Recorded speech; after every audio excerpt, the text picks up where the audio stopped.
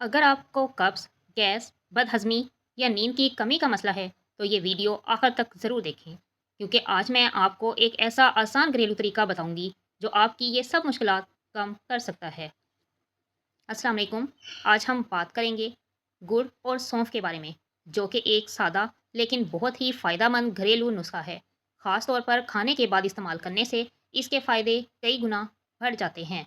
क्या आपने पहले कभी ये नुस्खा इस्तेमाल किया तो कमेंट में ज़रूर बताएं, ताकि दूसरों को भी फ़ायदा हो सके। नंबर एक, कब्ज़ से निजात। अगर आपको कब्ज़ रहती है तो गुड़ और सौंफ आंतों को नरम करते हैं और निज़ाम हाजमा बेहतर बनाते हैं। नंबर दो, गैस और बदहज़मी ख़त्म। खाने के बाद लेने से गैस और अफारा कम होता है और मैदा हल्का महसूस होता है। अगर आपको मैदे का मसला है तो फिर भी ये फ़ायदेमंद है।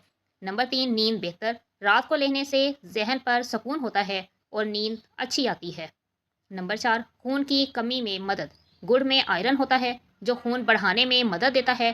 ख़ास तौर पर ख़वातीन के लिए फ़ायदेमंद है, क्योंकि ख़वातीन में ज़्यादातर आयरन की कमी मौजूद होती है।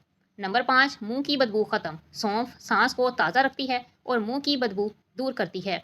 इसलिए जिन लोगों को मुंह की बदबू का मसला है वो लाजमी इस्तेमाल करें, फ़ायदा होगा। जिस्म को तवानाई। गुड़ फौरी तवानाई देता है और थकन कम करता है। वज़न कंट्रोल। नंबर 7 है, कुदरती मीठा होने की वजह से मुनासिब मकदार में ये वज़न को भी कंट्रोल में रखता है।